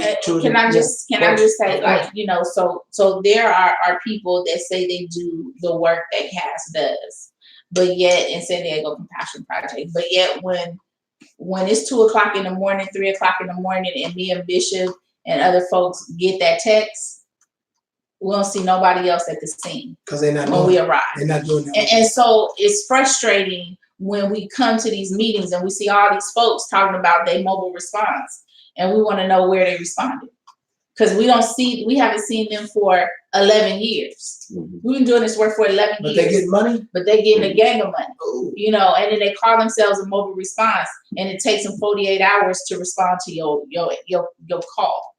Or maybe they're earthquake and flood response. Okay, let's So April, what's up, Kenya Taylor? Kenya watching this on there. April says Tasha Williamson with a bunch of smiley faces. April says we have to be cautious of people leading from feelings versus facts, and this is a mentality that is highlighted. Yeah. We got to go on facts, not feelings, because feelings are not facts. So people can't. Of course you can. I want Speak on it. Like we have both. Okay. I ain't gonna even play. We talk about, you know, being animated, how Okay. we, you know, Okay. how we communicate. Everybody in every culture communicates differently, Okay. and some people communicate with hands and others. Okay. We've been so traumatized. Okay. You know, we talk about trauma informed, we talk about restorative justice, we talk about all of that. But not one system has come to a circle to reconcile and restore what they've done to us. Not one system. You can put restorative into the system, but if you haven't done it in the community, to the community that you've watched be damaged, the mayor is in control, and the COO, Chris Michelle, is in control of SDPD. And they have watched in silence at the brutality across this city from SDPD and said nothing, done nothing, changed nothing. And not only have they sat in silence, sometimes their city council is sitting in silence. There may be 1, 2, or 3 city council members who stand up. But I remember with Aaliyah Jenkins case, Bishop, we said, release the video. And they even told, you know, people in the council's office, they wouldn't release the video to the council office. They wouldn't release the video to the lawyer. They wouldn't release the video to us. We had to protest and do stuff to get them to release, to let this mom see her daughter's video and watch her daughter die. You know, the same thing with Earl McNeil. So I just kind of feel like we got to be stronger. We are in survival mode. The things that I talk about, even with me, the things that I care about and I'm passionate about are the things that are killing us. Okay. That's what, and I'm passionate. I might get emotional about it, but I'm gonna always try and be as right as I can. But can we not? But the thing of it is that, you know, before you feel, you think. And I think a lot of times it's our thinking. See, you think, you feel, you have outcomes. And a lot of times we think it's our feelings that drive us, but it's your thinking. I become what I think about. And so you thinking certain things. So if you can get your mind right and your belief system right, and so then you can control how you feel. Nobody determines how you feel but you. And sometimes we get caught up in different things and so on, but we have to look at ourselves, but it's how we think. And I think even with that, like, I think it's easy depending on the place that a person comes from. Or a person's mindset is. Yes, and I think I think one of the things that I agree wholeheartedly, we need to have systems in place to be able to help us even recognize. A lot of us don't even know whether it's feeling or fact. A lot of us have no clue what I'm feeling this way. Well, we don't know. People, I get mad. I had the bullhorn. I'm going out and I'm protesting 2 officers. And it took me almost a year, but those officers got removed. One officer came back to do overtime, and I happened to stop and see him, and I started going in. How is he back in our community? And then he leaves. He hasn't come back. The same thing with Jonathan Phillips. 4 officers, rogue officers, doing rogue things. When this officer finally resigns, there was a push, a consistent, constant push, saying, I'm anti-rogue officer, and I'm going to get rid of you. at whatever cost. If I gotta show up every day, if I gotta show up every month, if I gotta protest loud, if I gotta make people uncomfortable. I'm sorry, but I'm saying it has to be that consistency, but that also is emotion, because Earl could have been my son, Earl could have been my brother, Aaliyah could have been my daughter, Jonathan Felix could have been my brother. But you gotta control that. You got to have self-control. And what I mean by that is that if you're going to serve and if you're going to help people, your emotions, your passion, your emotions going to get involved, but you have to have some self-control in that, because you can't absorb yourself and all your energy into what's an experience, and at the same time sometimes you have to have an outlet, because Bishop, I've seen you get emotional as well. Yeah, but that's not what I'm saying though. What I'm saying is that you have to control it to where that you don't allow that to be the driving force. Oh, I get and you get lost in the situation. And I understand that, but my problem with that though is that if you don't, that is a skill set. Let's not fool ourselves. Like mental health is like, we don't, like, you don't, most people don't just, no one grows up and goes, I'm just going to be mentally healthy today. And just, you know what, I'm going to do everything and make sure I care for myself. I'll say that. You say that now. But how? No, I say that every day. Trying to tell myself. But you got to that place. Right. Like there was a time where your life, you weren't like that. And I think we have to, so one of the things that my first community action plan when I graduated from Rise, before I graduated, was I wanted to have a place where our community justice folks could come and just relax and rejuvenate. We talked about that. Like, and one of the things I told you is you ain't going to help me plan it neither. That's what you're not going to do. But we need to have a place where folks can come. And one of the things my mentor told me a long time ago, and I think that this is important. I used to call him, I used to call my mentor and just say, man, I need a lightning rod right now. And I would strike at him. Why? Because if I strike at him, I don't end up striking at you or something. So sometimes I just need to be able to say what I need to say, and I'm gonna get it off my chest. And I don't want to hear you say, bro, you shouldn't use language like that. I don't need you to say that to me right now, bro. I already know that.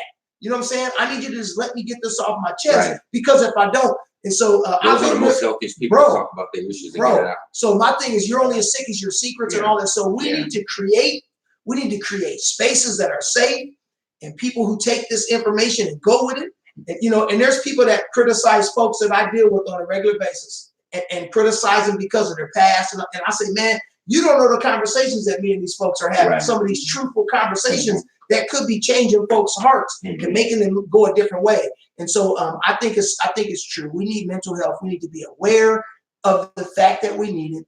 We need to have some of these resources in our communities and be able to do it. And more importantly, aside from anything, folks like you that are really, and even myself in the line of work that I do professionally, when I'm doing this thing as a first responder, we need to be careful to take care of ourselves. And it is very easy. Well, you won't be around long. And if you are around long, people are not going to want you around. Exactly. And because we end up taking on that trauma, we end up taking people's stuff. And that's what I'm saying. You can't get so involved. But people don't even know. Some people are serving from a place that they're so hurting that the only is to put themselves back in that environment to feel comfortable. A lot of people have become comfortable being uncomfortable. We need to be careful with that. So, but we are at 1 hour and 57 minutes. We are definitely gonna stop because because it's right. It's right. But I talk offline. But I just want to say, I just want to say, man, this was our first time really kind of like having. We don't even say like a guest host, and you really ain't no guest because like.